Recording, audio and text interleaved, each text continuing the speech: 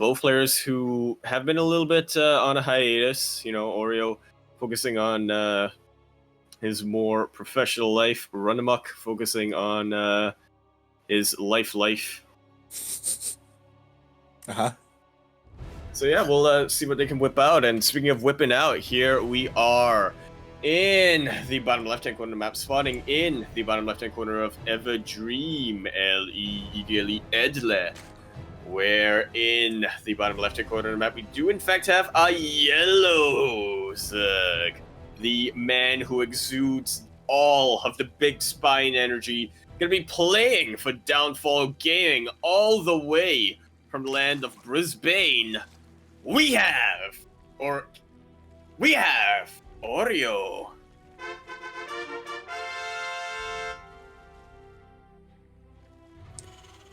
And spawning in the top right-hand corner of Everdream LE, we have the Australian Terran player, Probe's roommate and teammate, as he is also on Legacy Esports. It is RunaMoK.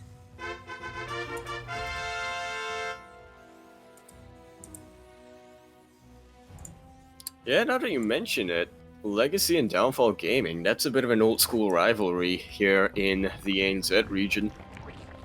Yeah, especially when it comes to the ANZ Pro League. You know, both of these teams were prominent figures in that team league, alongside some of the others. Unfortunately, this was like before Mind Freak was a thing. This was back when SYF was still up and running. So, yeah, these two more legacy teams.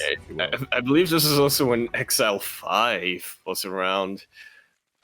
I don't know about that one. Wrong on that one, but yeah, that's way back. That's like the OG, that's the OG team, if you will. Jesus, I believe it's crazy to think. Pig, I think he still has XL5 on his Twitch or Twitter. Like, I believe in game anyway. He's got a clan tag. God damn it! Oh my god, he hasn't been on that team in like 6 years, or more. He hasn't competed in about that time. Yeah, true. I'm a little bit surprised that they didn't try to transition to like a sort of like a kind of content-ish kind of team, you know, like how Legacy has their streaming team along with their professional team. Yeah, I mean, I'm not too sure if XL5 is still a team in general in other esports. If it is, then it would have been definitely cool to see. It's definitely something that they could have done with someone like Pig, right? But of course, this was back in the day before Pig was a big content creator. Yeah. He did like a couple of dailies here and there, but yeah, this was way before he became a caster, or you know, he really started blowing up. Yeah, definitely. Those were the days. I still remember Pig, you know, competing in tournaments. He would have like a little pig plushie as well that he would whip out for the camera. Like, it was great to see. Yes, I remember it clearly. Of course you do. And clearly. Yeah, no, go ahead. I was just I didn't have much to go off of. Yeah, I was just about to say, really nicely done there by Oreo. He was able to box in, surround, and take out that Reaper. Really nicely done. And yeah, I mean, to be fair, like, it's not like he was hiding anything. But you know, it is always a nice little win there, denying that scouting. Indeed it is, and I was gonna say this seems like a bit of a quick stim, but yeah, RunaMoK is playing this out about as standard as can be. Gonna be going into his Hellions. Will he stop at 4 this time? Which is something that you can actually do right now. It takes only 4 Hellions to one-shot a Creep Tumor, as they did change your armor tag, and he in fact does. Yeah, interesting. And I mean, this is a bit of a faster stim timing. It is a 1-1-1, but he didn't switch any production buildings over to get like a BC or a Banshee or anything of the sort. So yeah, pretty interesting opener here from RunaMoK. Oh, I actually like this coming up from RunaMoK because he stopped at 4 Hellions. He's just going to use them to have a bit of a map presence, to clear creep wherever he can. And now he's gonna have a timing that hits much sooner and much harder. Yeah, I've actually played against this on the ladder before, and it's unusual because you're so used to, like, with these stim openers, for it to be something more like a 2-1-1 or something. Yeah, or at least a bit more dedicated on those Hellions. Yeah, exactly, right? So yeah, it And does hold it for a while. yeah, and meanwhile, as Crew was pointing out, we did have a pretty fast lair, and we see why as we do have a Spire on the way. Say it, Yaku. What am I saying? Yeah, we have a Spire on the way. We have, like, pretty much two base Muta as we all four gases were taken. The lair was started as the third was on the way as well. So it's really cool to see Oreo try and go right up to this. Will he get away with this? As again, like, this is pretty greedy tech-wise. But yeah, so far with the amount of queens he has, like, he should be good against the Hellions, and hopefully should be good against the Bio Push. Yeah, well, it's always going to be about positioning, isn't it, when this timing comes down? And also, I guess, how much time there is for the Zerg player to be able to... How much time the Zerg player is going to be able to buy for themselves.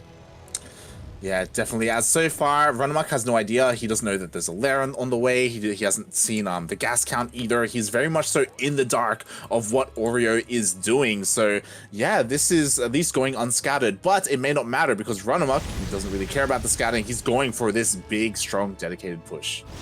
He is. 2 tanks is going to be just about enough right now. Bladeling, or I guess I should say centrifugal hooks, is going to be finishing up pretty soon though, and it's important to keep in mind that Banelings do get a bit more health with this upgrade, and that means that 2 tanks are not going to be enough to one-shot them. Oh my god, look at this tank positioning. Oh my god, like on the low ground as well. Very nicely placed. RunaMoK now just trying to bait Oreo into coming into him, and Oreo says, yes, I will. Keeping those Hellions alive are actually going to be able to support the tanks for quite a while, but Oreo has more than enough.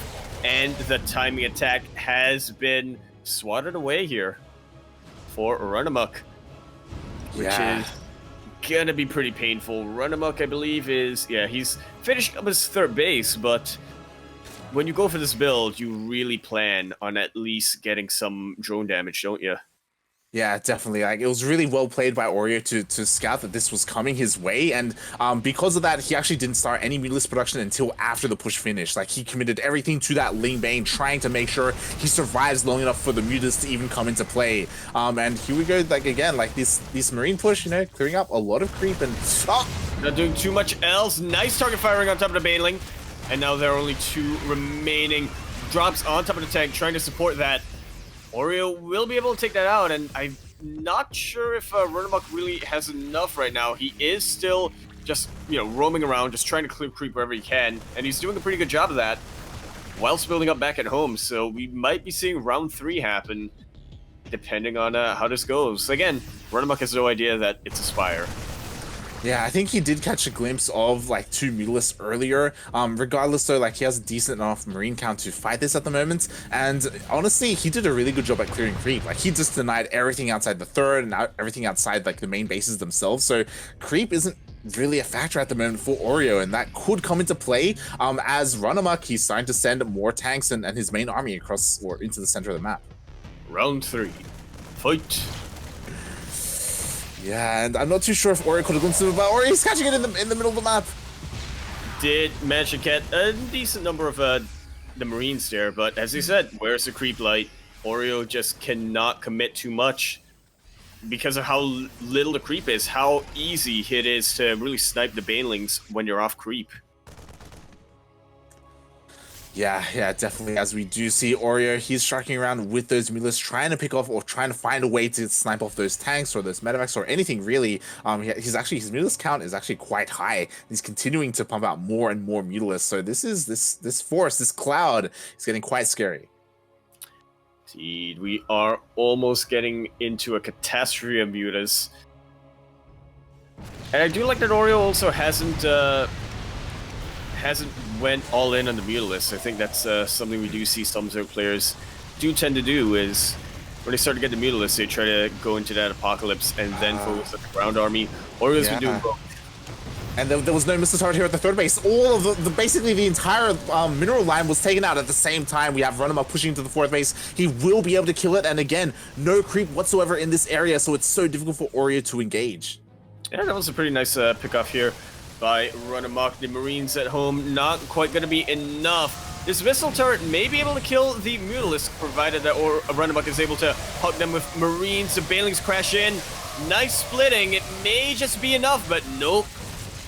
RunaMoK's attention split for just a second, and he loses his entire army. Look at an army supply right now, like...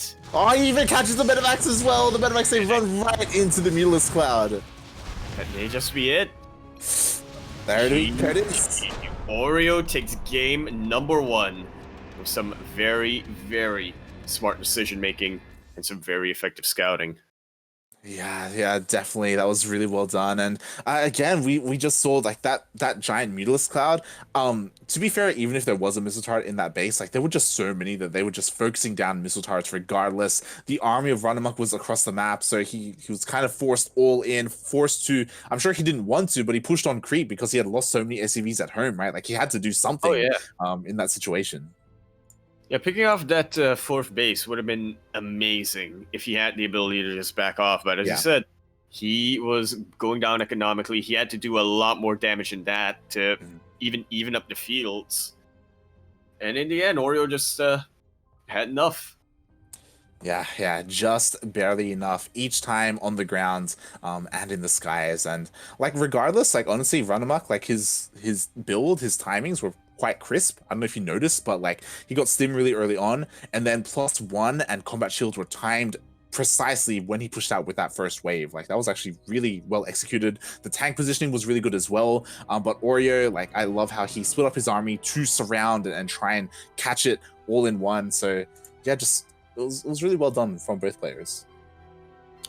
I do agree with that. As we are setting up the lobby for game number 2. Yeah, we'll see if they're going to be able to keep up this kind of crispness. And, you know, I said before the series started that Oreo is generally a Zerg player, one of the few who prefers to play more proactively rather than reactively. This game, though, perfect reactions. Just about. Yeah. Like you say proactively, like he was the first to, you know, he decided, hey, all right, I'm going to basically go 2-base muta. I'm going to go for that Spire. But because of what he saw, he reacted. He delayed his Mutalisk. He didn't like invest in any of that until after that first push was dealt with. Like he took it very seriously. It was really cool to see. And for anybody watching back at home, Ling Bane, a lot of Ling Bane is in fact the answer to a timing push like that. Yeah, Ling Bane, I mean positioning as well, right? Yeah. Gotta have them positions. And speaking of positions, we are now on Eternal Empire LE, with the player spawning in this position being the bottom left-hand corner map, all the way in the bottom left-hand corner of the map. We do in fact have Yellows coming out all the way from the land of Brisbane. He is the one. I don't think we have a nickname for Oreo yet. We should figure it out. The one with the big spine energy. There we go. Representing Downfall Gaming. He's gonna make his opponent say, uh-oh, it's Oreo.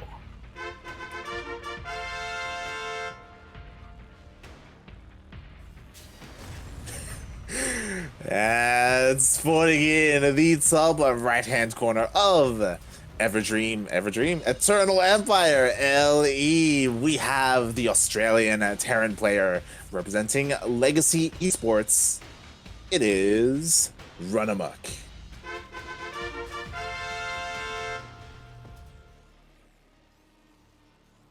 I told you I'd find a way to work that jingle in. Did you tell me that? Maybe I dreamt that.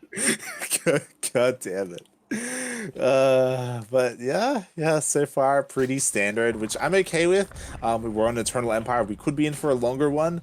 And I would love to see these two go back and forth in a macro game. Yeah, I think RunaMoK's game plan right now is I want to hit those timings. I want to be able to essentially end the game with my timing push, where I'll be, I'll just be so ahead that my Zerg opponent probably won't be able to catch up, but yeah, Eternal Empire does make that a little bit more difficult, or a little bit more easy, depending on your perspective. Yeah, like I feel like it favors the defending player a lot more, just because it takes so much longer to move out across the map. So, because of that, you can approach this map, in a different, in a different mindset, and maybe go for these more defensive play styles, or try and work something else out. Yeah, we'll see how Oreo chooses to work something else out, or how RunaMoK chooses to work something else out. But for the time being, it seems like we do have the same builds that we've seen earlier on. Ooh, and already nicely done there. RunaMoK actually denying that creep tumor, getting a kill on that. So yeah, and I was a little bit worried that it was going to lose the Reaper, but it was just able to pull it back in time, just able to save it. Really well done there. Yeah, it's hard to. It's definitely what the Terran player wants to do, is to be able to clear that tumor with the Reaper.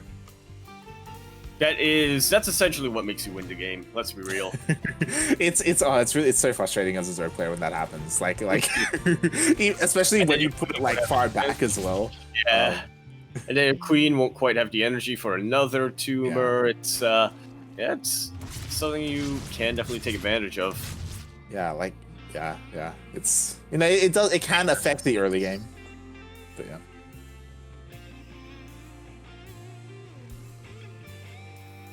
Until then, we are actually going to see a Liberator coming out from RunaMoK this time, as opposed to that Viking from the previous game. This is a lot more of how I like it, Light. Go for it. Multi-prong right early on.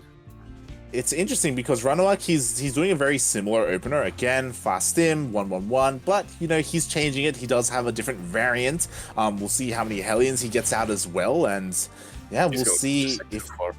Yeah, just 6. And we'll see how like this differing approach works out for him. Yeah, and it's definitely gonna have a lot more firepower here, and there's sort of a difference between this variant of the 1-1-1 as opposed to the one that we saw earlier on. This is gonna have a lot more firepower right off the gate, but it does also mean that the timing is a little delayed or a little bit weaker. So RunaMoK, he's looking to get drone damage done. Yeah, and I mean, in the previous games, we've seen how great he's been at denying and clearing creep, which may be what he's just attempting to do now, like just kind of chilling outside the bases, looking for a moment to dive in. And here we go, the Liberator. It's already there. RunaMoK does see it, so moves out of position, goes into the Hellions to try to distract Oreo. And Oreo, all of his queens, they're now off creep. Okay, they do match position.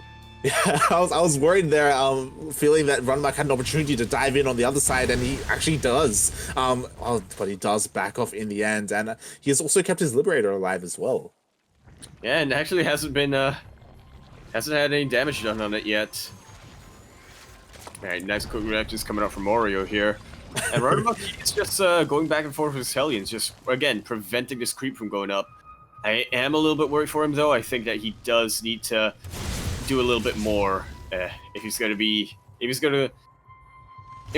go into the mid game ahead like he wants to.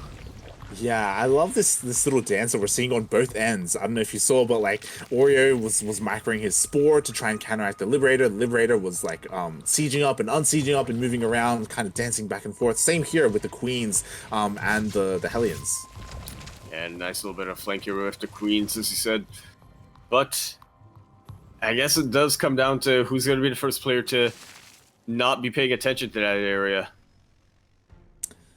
Yeah, definitely. And we do see Oreo switching up his build. He opting not to go for that early Spire, instead opting to go for an early +1 melee, which is quite interesting to say the least. So looking to be a little bit more aggressive. Yeah, those of you that listened to the previous game, they actually helped quite a bit, but you could also argue that they weren't as impactful as the Ling Bane was. So Oreo just deciding to really just focus on this bread and butter. Yeah. I mean, a lot of Lings are on the way as well. Again, Bane's speed and his upgrades are on the way, which will be done soon. So we'll see if Oreo, he's just looking to have this just in case a push comes out, or if he's looking to be aggressive. It's a lot more lanes actually on the way. Oh god. Yeah, I have a feeling that Oreo is going to be a bit more defensive right now. You can't really go either way when you've had an opening go this well for you, but Oreo, I think he realizes, yeah, RunaMoK, he is going to be the one who's going to be trying to hit a timing. I'm going to be trying to defend that with a lot of Lingbane and try to find a position where I can kind of catch him off guard. Hydralisk then coming down behind us. All right, well, we talked a little bit last night about how we don't really see it a lot in ZvP. In ZvT, though, still very viable. Yeah, definitely. It's interesting. I'm not too sure what prompted Oreo to go for this style, Lingbane Hydra. Typically, you see it a little bit more commonly if your Terran opponent is going more Widowmine heavy. And yeah, we'll see how this favors Oreo as RunaMoK. He does have a decent tank count, I believe. But again, surprisingly, RunaMoK, he hasn't gone for any kind of timing. He's just macroed up on Eternal Empire. All right, so yeah, he's just, as you said, just macroing up, just not going for any early timings, trying to play a bit more harassment focus with this drop, and eventually get to a point where either he forces Oreo into a siege line, or he's going to be able to set up his siege line pretty effectively. We do see a massive run by here, but there are a lot of Marines, and yeah, these links aren't going to get too much done. All completely wiped out. The all drop to the south is starting to get cleaned out. RunaMoK does manage to save the vast majority of his forces here. And that's what you want as a Terran player. Keep your units alive and go into a very strong push. Yeah, and honestly, as we can see in the supplies, that was a really hefty loss there from Oreo. If you look at the units lost, 79 Lings went down for almost nothing. That was just a meat grinder that Oreo, he sent the majority of his army into. Yeah, definitely not going to be ideal. RunaMoK is going to be switching the tables on now, boosting forward with his tanks in his drop. And this is looking pretty rough for Oreo. He does not too aware of the push coming out at him. And honestly, I don't think he really has enough. I think maybe if RunaMoK overextends, Oreo should be able to clear it out, but I mean, it's a big if. Yeah, to be fair, Oreo was able to do with that drop. I think if that drop had lifted up and was a part of this push, I think that would favor RunaMoK a little bit more. But to be fair, RunaMoK, he has 4 tanks with this army. He's clearing creep. He's rotating around to the south. More drones being killed here at the natural. And RunaMoK, yeah, he's going to be going up into that high ground. Oreo seems to be wanting to go for this flank. I'm not too sure if he has the right ratio of Lingbane here, but it seems like he may. And this is a beautiful sandwiching here. Light manages to surround just about everything, making sure that tanks cannot fire as one. And this, once again, Light, has been cleaned out. Oreo now on the counterattack. The army supplies are about even as RunaMoK has been macroing up behind this. But Oreo, he's just got a lot of momentum right now. Yeah, definitely. And again, it does come down to that positioning, like a beautiful surround on the army of RunaMoK. Oreo was able to take it out, but at the same time, doesn't have enough to really push across the map and end the game, as RunaMoK, his macro is on point. He has a bunch of tanks. He is expanding aggressively towards Oreo. Yeah, going to be trying to deny as many bases of his Terran opponent as he can with his creep. Or is that the other way around? Yeah, it's honestly really surprising. I don't often see Terran players take this as their 4th base, so it's pretty interesting that he's decided to do so. As we can see, we do see a couple of drops, one towards the north, one towards the south, coming out for RunaMoK, looking to try and find some damage. And to be fair, like that base, that northern base from Oreo is a little bit exposed, like there's no creep connecting it to the rest of the map. No, but there are a couple of Banelings. You gotta turn around right now, Oreo. You gotta turn around. Right on. Yeah, and he's so out of position. Everything's going to go down here. Everything. Oh my god, so many drones. Or 20 drones have gone down. All of the ones who are trying to come in here and reinforce. And the hatch actually goes down. While oh my god. In the pain. Spawn Pool is looking to be in a lot of trouble. The tech just in general of RunaMoK. Or of Oreo, I should say, not looking too good. Yeah, and he gets the spawning pool. Nicely done. Oh my god, and just like that, both drops actually dealt a lot of damage, and that drop that killed the base to the north is not done. Indeed, it's not. Everything managed to survive there. And I think this may be a little bit of that problem of when you do skip out and Spire here, and you do just go for a mass Lingbane style earlier on. Yeah, again, like Hydras, they're good like anti-air, but they're nowhere near as mobile as Mutalisk, so it's a little bit more difficult to deal with these drops. And so far, RunaMoK has just done so much damage with them. To be fair, Oreo, like you know, he is not too far behind in terms of his army supply, but in terms of his tech, like Hive is on the way. He had to rebuild his spawning pool, which hurt him and put him back so much as well. And here we go, RunaMoK. It looks like he may be getting ready for that push.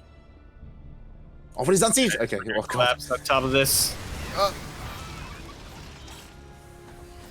Yeah, Oreo trying to prod forward and see if he can get anything done, but the answer is a flat no. Nice little bit of creep blocking here. My God, RunaMoK is so aggressive with these bases. Just go to the north, mate. Like, you're right next to Oreo. Like, I just, it's so risky to do so. And this drop dealing more and more damage, getting more rallying drones. The army this time is here in position, but another drop into the main base. It will eventually get taken care of here, Light, but at what cost? A lot of these lanes are now pulled out of position. RunaMoK gonna be able to secure the 5th base, surprisingly. Yeah, and honestly, the entire time, and this is also why Oreo has been really tentative to defend these drops, like, I'm just waiting for RunaMoK to attack at the same time as one of these drops is landing, right? Like, this main army, I'm just waiting for it to push out. And here we go. Finally, it looks like we see he's starting to step out on the creep as it is at his doorstep.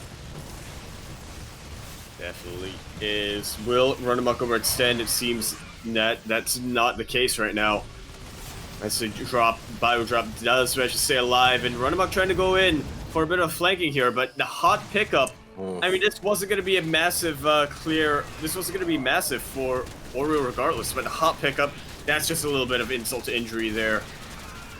Yeah, and I don't think Oreo even knew that this was here. And oh, no splits there from the buyer. He has to be so careful. The base does get taken out for RunaMoK, and Oreo, he's a little bit out of position. He's in an awkward situation off creep. Yeah, he is. In fact, he lost a lot of those links to that planetary fortress, so he's unable to have that buffer that he typically would like. Should be able to clear this out, though. And yeah, the supplies are actually surprisingly even at the moment. Yeah, Oreo has to be so careful. He's deciding actually to push up the ramp. Oh, God, loses a lot in the process. Oh, the mate! You really can't. Ouch. You really can't move up into there unless you have links to buffer, don't you? Yeah. I mean, Oreo, he felt like he had some momentum, and he did, but yeah, that defensive position is so good for RunaMoK. He's retaking that base again. Mate, just go to the north. Sounds like it's... never expect it, Light. He does look League's find forces to cancel. I think with this cancel, RunaMoK, there we go. He's starting to expand to the north. He's taking the rich Vespine bases, which is great because like there's almost zero creep spread headed towards this area of the map. So it's an ideal place to expand for RunaMoK. Really is, and part of that was because RunaMoK has been forcing Oreo into creeping towards the south because of how aggressive he's been with his expansions. I see a couple of nukes coming down now, Light. Oh my God, we're getting there. We have nukes on the way. Hive is finally done. We see all those 3-3 upgrades in that production tab. Ultralisk finally on the way, and I do believe I saw some Vipers as well. So Oreo getting a pretty decent army. He's a little bit pigeonholed here in the corner of the map. He's trying to expand to the north as well. And oh my God, this is great. Hot pickups coming down, yeah. And we were correct there, Light. There were 2 Vipers in this army, and they're just waiting for their right time to Blinding Cloud or to yoink. Yeah, and once again, like there's zero creep threat here, so it's so difficult for Oreo to defend this, but it's a kill! It's a kill. Not gonna be a cancel right there. Now there are 2 Liberators to deal with. It still takes a while for a Spore to kill a Liberator. Having 2 Oreos are gonna be able to mine from this base. Yeah, and then we have RunaMoK pushing on forward, trying to clear more creep, a bunch of little mine shots. Fire. Yeah, we do see some friendly fire there from the wood mine shots, but even though we have Ultralisk for Oreo, like RunaMoK, he already has Ghosts, he already has Liberators. And that's not even counting the amount of Marauders he's been making earlier on. I'm starting to get a little pessimistic here, Light, but the worker count is about even, and Oreo is ahead right now in terms of that army count. It's all about these bases, so Oreo just has not been able to get a fresh base. Exactly, like the problem is that if Oreo loses these Ultralisks, like in a big engagement, like it's gonna be so difficult for him to remake. Like he needs another base. He's gonna begin starving out any time now, as he's been stuck on these bases.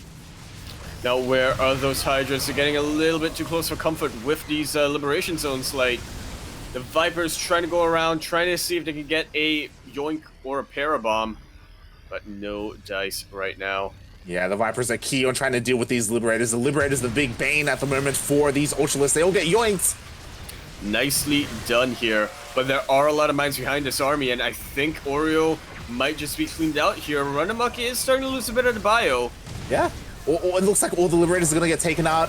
3 Ultralists do survive in the end, and Oreo is able to reclaim this position. Wowee.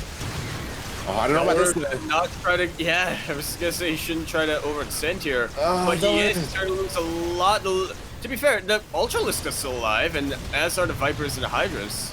Oh, yeah, but all the Ultralists went down. Exactly. Yeah, like going into those liberation zones was so risky for Oreo. Such an expensive loss there. He did keep his Vipers alive, which is nice, but he lost so many Ultralists. I say 3 Ultralists a little bit needlessly there, and another 7 more drones go down, and Oreo, he's still stuck on these 5 bases. Yeah, I don't think he was expecting that planetary up there. I think it was one of those cases where if I run through the freedom circles, I'm home free. Right into a planetary. Yeah, that planetary was key in that defense. And now RunaMoK, he's just continuing to rally. He has finally taken that base to the north, and it's been left untouched as Oreo, his entire army has been busy here to the south. And now we see in that worker count, Oreo, he's struggling so much with those workers, struggling so much in that economy that RunaMoK, he's just like shaving him down, grinding him down even. Yeah, slowly but surely. I feel like Oreo's only hope right now is to hope that RunaMoK overextends and you know, be able to collapse on him, trade efficiently, and try to snowball from there. But even then, that just does not look very likely. RunaMoK already going to be maxing out here. That he is, and the Vipers are going to try and power bombs on the Liberators. That was actually a pretty good move considering how clumped up they were. Alright, like the beginning and the end, Oreo's congealing on in. Very good yoinks on the Liberators. And it seems like Oreo might just have enough. He is pushing off creep, but there's only so much that you can stim. Okay, thank God. I was a little bit worried that for the 3rd time Oreo was going to push up that ramp and lose his army. So he didn't do so. He cleaned up the army out here outside the bases, and then he backs off. Nicely done. Keeps the majority of his Ultras alive. You know what I just realized, like, there's a Ling Rainforest up in the northwest that hasn't done anything. It's been there for a while, actually, yeah.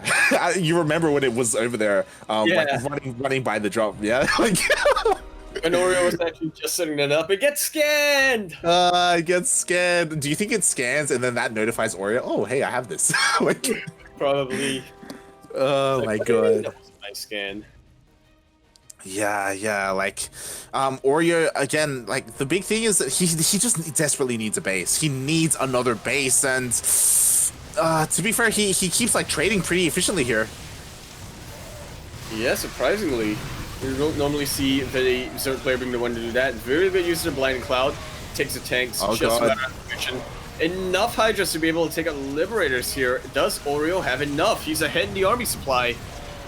And he does very nice upgrades here, starting to cleave through the SV base. And I think RunaMoK's been on 5 bases for a bit too long here. Wow, and just like that, RunaMoK pushes Oreo back once again. Oreo pushed up the ramp, and the Winter Mines, they're recharged! And they have that final Ultra, so only need a little bit of a tickling by Marauder to deal with him. And the supplies, once again, like, they're just so even. Yeah, it's this weird scenario. He has to be so careful. The Winter Mine shots! Parabomb. Oh, an incredibly good Parabomb, actually. Like, it's so crucial to get this damage done in these low economy, or these clutch moments. And yeah, like, Oreo, he keeps winning these fights, but RunaMoK just has the better economy. Like, so he can just keep rebuilding. So it's so close in army supplies at the moment. It is, and I would like to echo your sentiment earlier.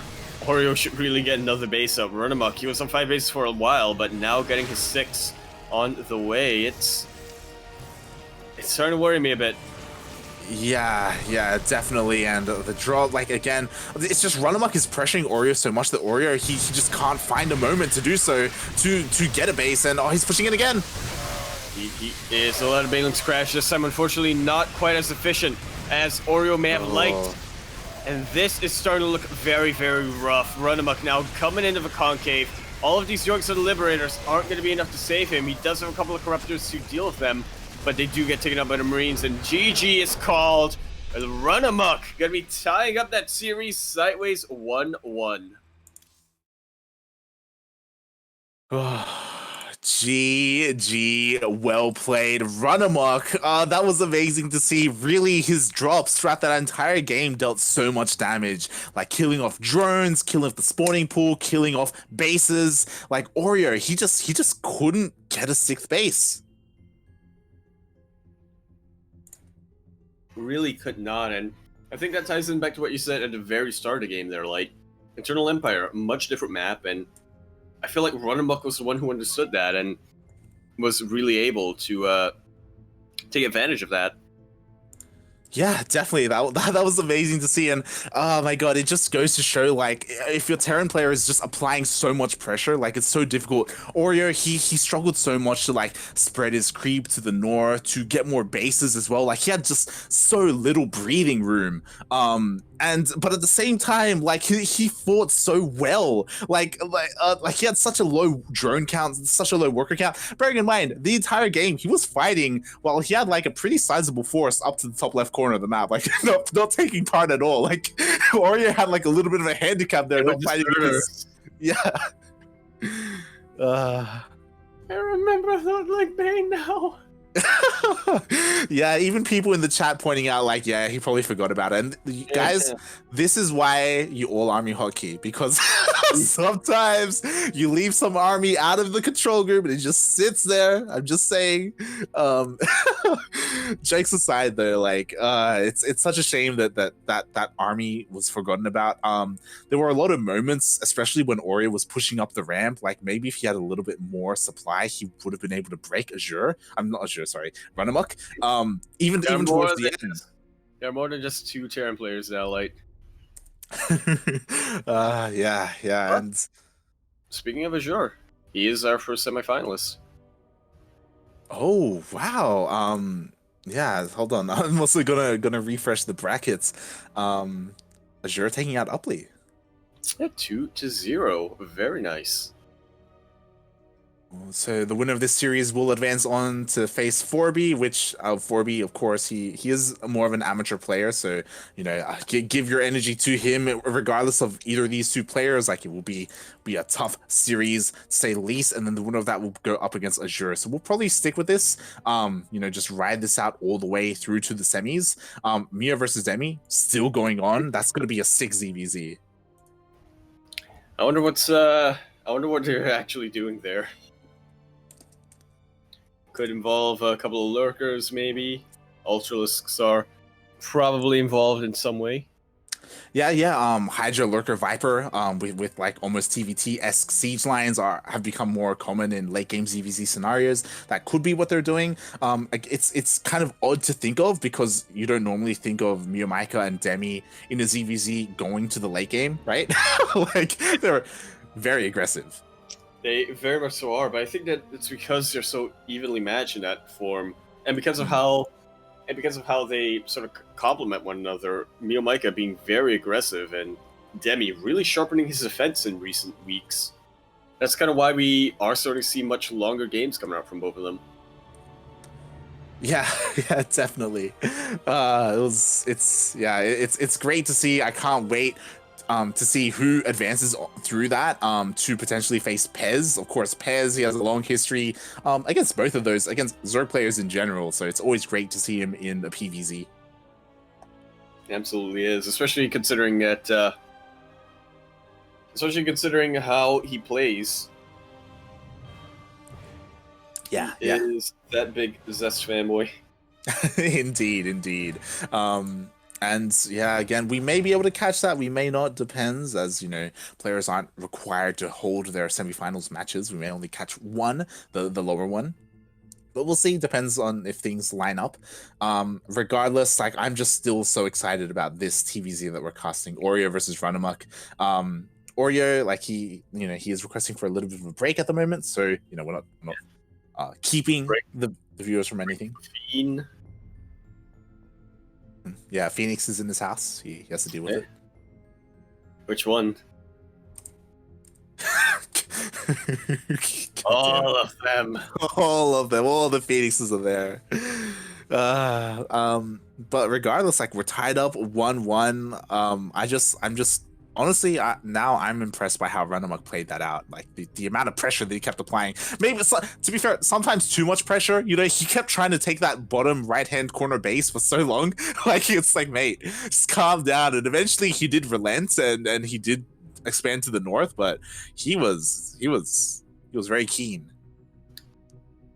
Yeah, that's kind of like how Keen plays, or used to play as he's in the military. Uh But yeah, I do like that. I feel like that was always planned, though. Mm. I feel like because he was expanding so aggressively towards the south. Once Oreo caught wind of that, you actually kind of saw it. He kind of ignored that northern bit of the map. Yeah. It's really amazing to see how that like game played out, right? Like because he was so aggressive, because he was basically focusing all of the attention here to the south, like he was kind of free to expand to the north. And honestly, he could have expanded more, right? Like he just took one base there, but he could have kept going, to be honest. Yeah, it was really cool to see as Oreo has returned. Indeed, he has. The fiends have been dealt with. And we are going to be trying to, remember what the next map is going to be, as they do, the format is via vetoes here in ESL Open Cup. Mhm. It is not going to be losers or winners pick. Yeah. So they're just setting up the lobby as we speak. We'll be joining shortly. And yeah, Zeph, you know, with a bit of a fun fact here, 4B apparently used to be a pro player. I'm definitely unfamiliar with him. I'm going to have to look them up. Yeah, that's what I'm currently doing. Apparently he's a Protoss player from an Australian Protoss player, and yeah, it's really cool to see him return, as I'm currently looking him up and he hasn't really competed in quite some time. When you search SC24B on Google, you scroll down a little bit, you get Oreo's Wikipedia page. Nice. Nodding my head. Oh, he was actually on one of the OG teams, Fnatic Array. Ah, Fnatic. It's not what I said.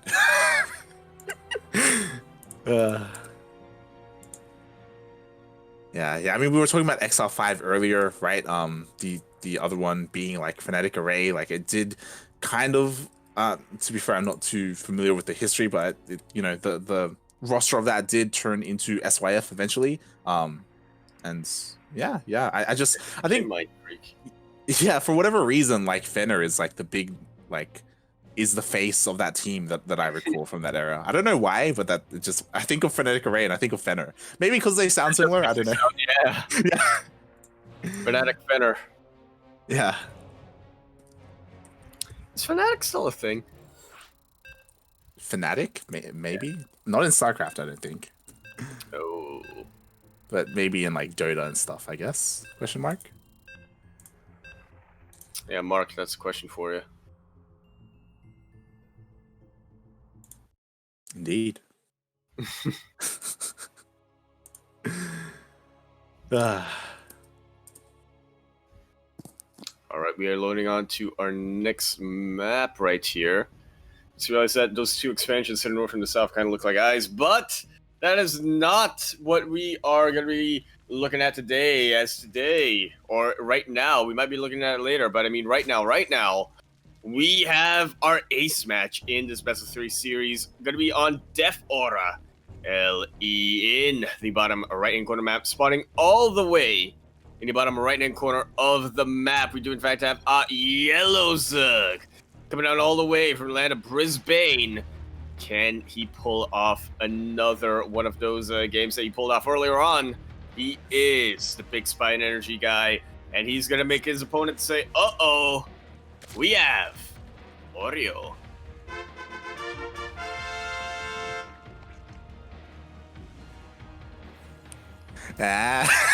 Spawning in the top left-hand corner of Death Aura LE. We have the Australian Terran player representing Legacy Esports. It is RunaMoK.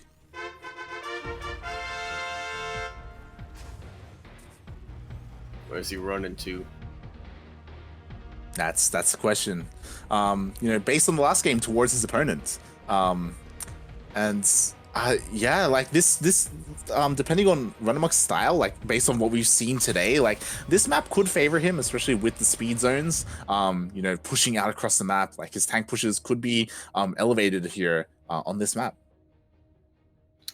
Yeah, and it's definitely something Oreo is gonna have to keep in mind. Look at this SEA-OCE, go zoom. Here it is again. It's great. It's beautiful. I'll go for a third time. Whee! Yeah. Don't go zoom. What can I tell you?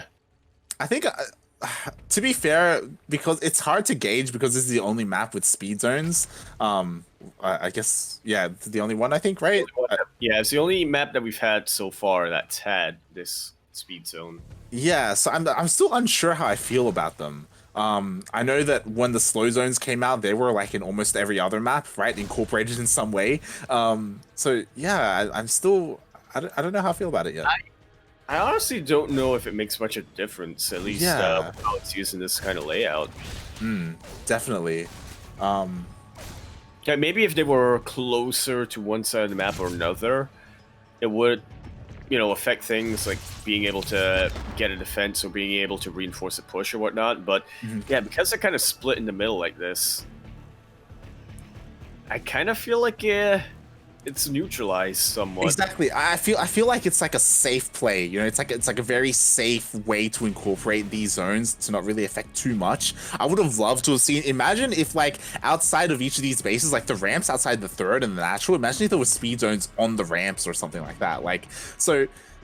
It'll make this weird situation where like obviously you have high ground advantage on top of a ramp, but at the same time, like because of the speed zones, like attacking up ramps is a little bit easier, so it makes it harder to defend, like something crazy like that,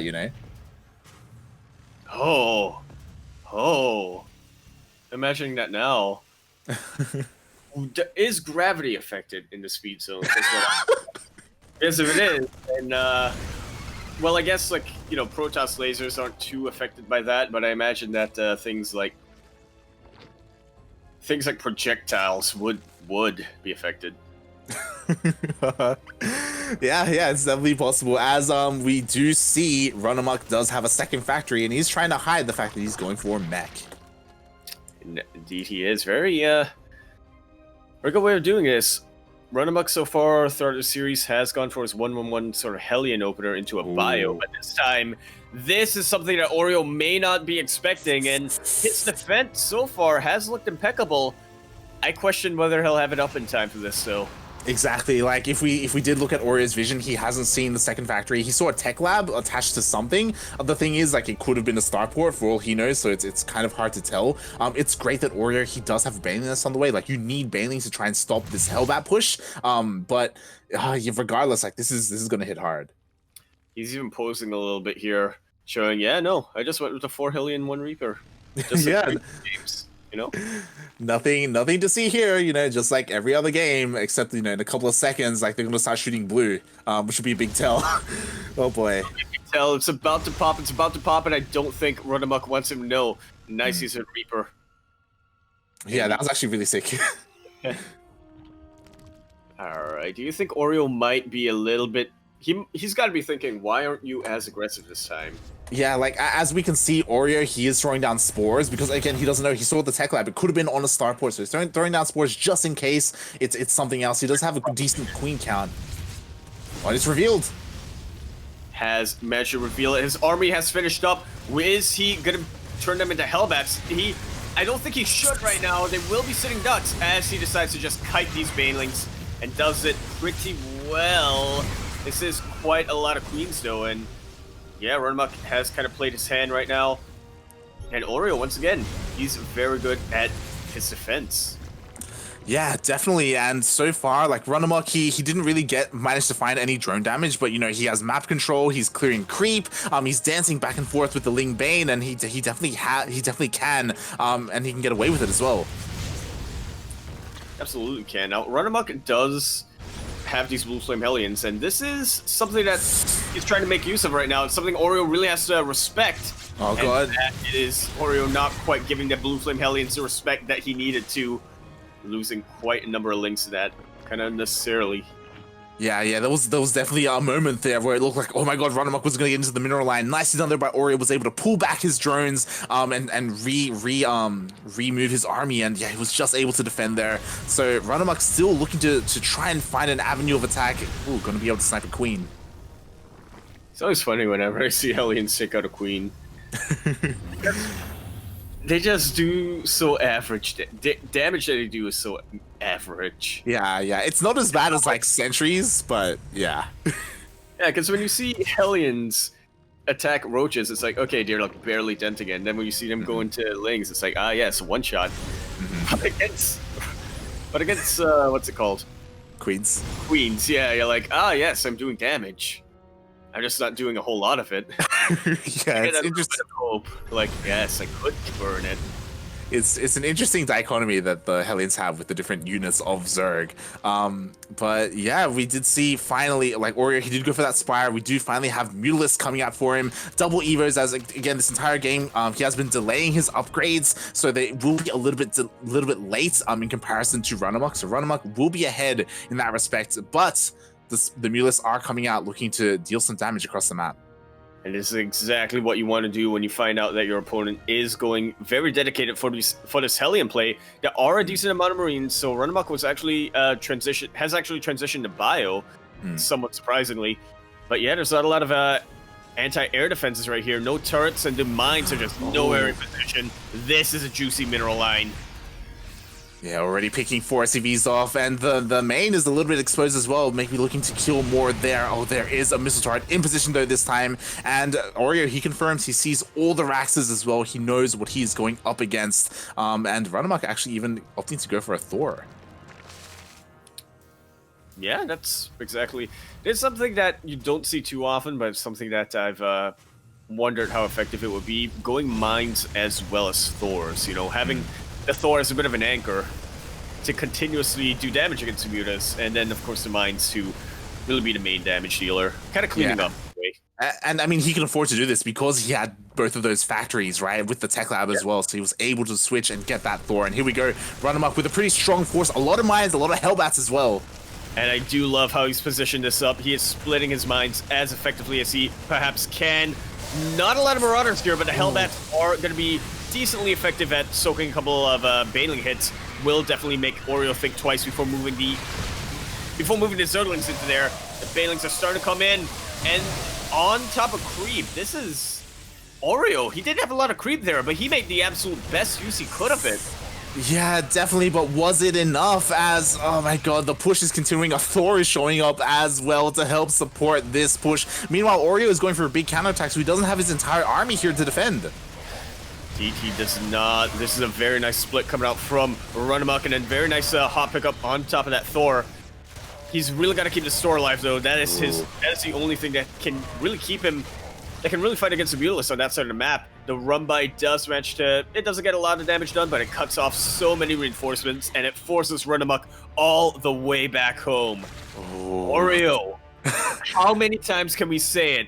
Oreo's defense is near perfect. Yeah, that was looking so scary for Oreo. Like a little bit more, and RunaMoK could have broken him, but that Ling run by to interrupt or to intercept the reinforcements was so key there for Oreo to just get a little bit more breathing room to make more Banelings, to get more Lings, to just reinforce his army. And Oreo, so far, he has held, and you know, this time his creep spread, it's pretty good. Like all his bases are connected. He double expanded as this was happening, so he does have that 5th base to the bottom left, and he's got the 6th base to the top right as well. Wowee. That's all I can really say right now. Oreo. That's the reason why we want to get into this game. Exactly, and once again, RunaMoK drops the dealing some decent damage. One here to the south. Could even get the hatchery. He's not too careful, but the Mutalisk should come here just in time. Yeah, and that's not enough here. Or there's enough here that the Marines aren't going to be posing too much of a threat. RunaMoK fully aware of what the bases of Oreo are right now, so again, if he goes into that mass drop style that he did earlier on, he's got the information to do so.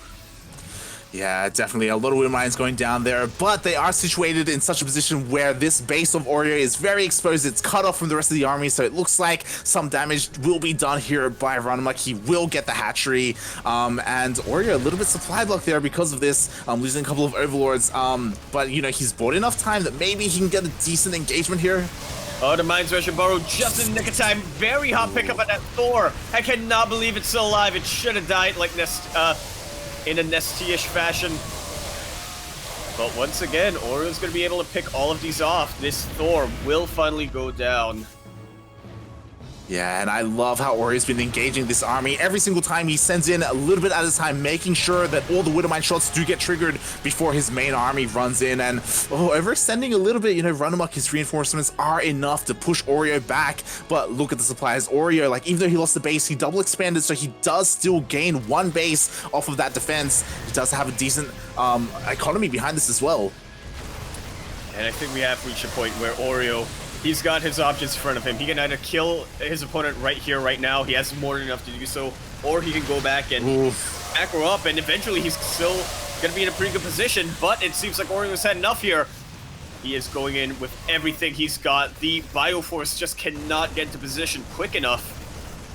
Yeah, it was so clutch that those Banelings just finished morphing in front of the Bio army, killing the majority of it, allowing Oreo to push on forward. And in the end, like, RunaMoK does push him back. Like, Oreo, he didn't have any Banelings ready. That's why we see this mass Baneling morph in now. But once Oreo has them... Oh, they're trapped. Banelings are trapped. And it's on top of a creep tumor as well. That cannot be comfortable.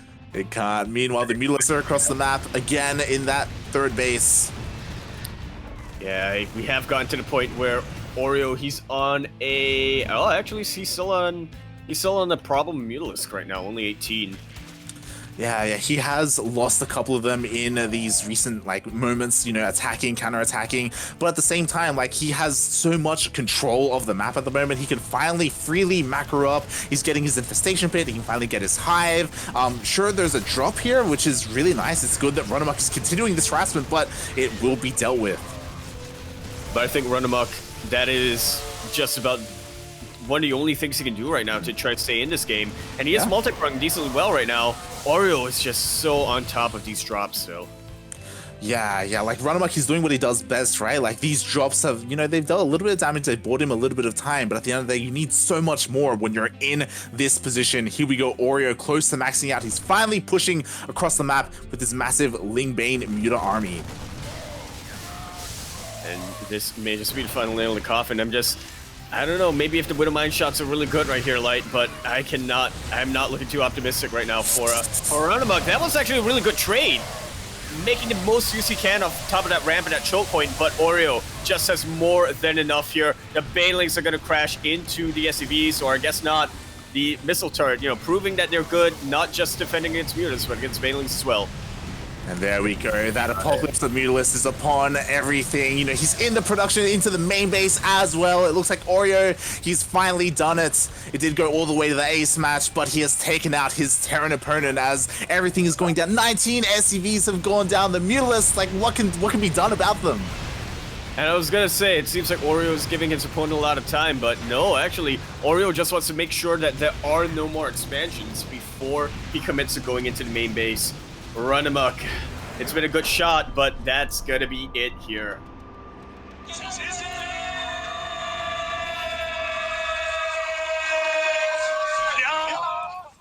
And just like that, Oreo will be the player who will be advancing here to face 4B and potentially Azure in that semifinal. Unfortunately, RunaMoK gonna be blocked by Zeph on Discord.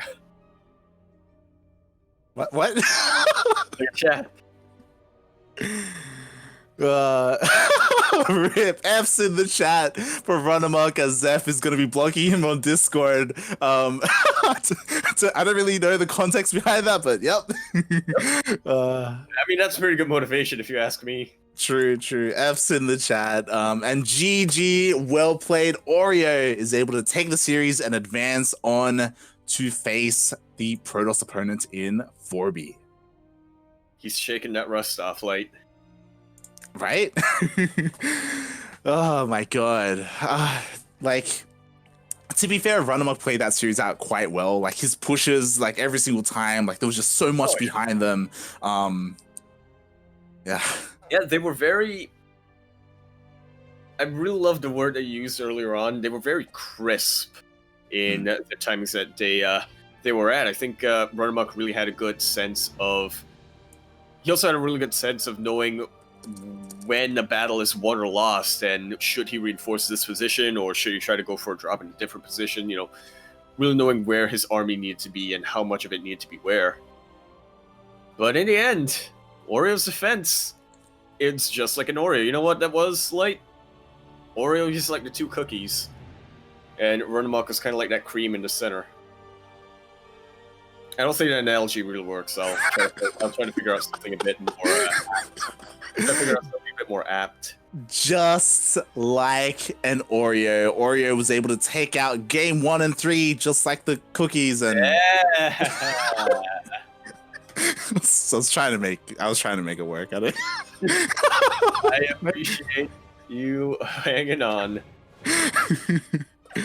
Oh my god, GG, well played. Again, I'm just really excited. I'm like, if you couldn't tell, I'm a huge Oreo fan. No, it's great to see him playing well. I have seen your shrine. Yes, indeed. It's a shrine with the box of Oreos on it. God damn it.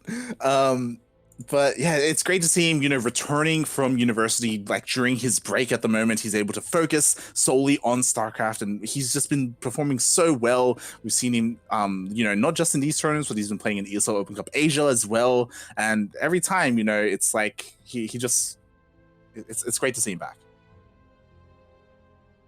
Indeed it is. Well, it lasts. And while ESL Fueled by Dare lasts. Yeah, indeed. It's a bit of a shame because obviously, like, Oreo, he's back for his university break, but once it starts up again, like, he'll be gone. But yeah, at least for this year, we'll see what he decides to do afterwards. If he decides to focus a little bit more on StarCraft and commit more to it, or to continue on with his studies. But yeah, regardless, like, while he's here, it's great to have him. We try our best to cast him, you know, while we can, because again, you know, soon he will no longer be here with us competing. So yeah, it's great. And so you have great. We do have an update here on the bracket. Our first semifinals tonight will be Pez versus Demi. Demi taking out Miyomika 2-1. Ooh. And now, yeah, we'll be going on into a ZvP.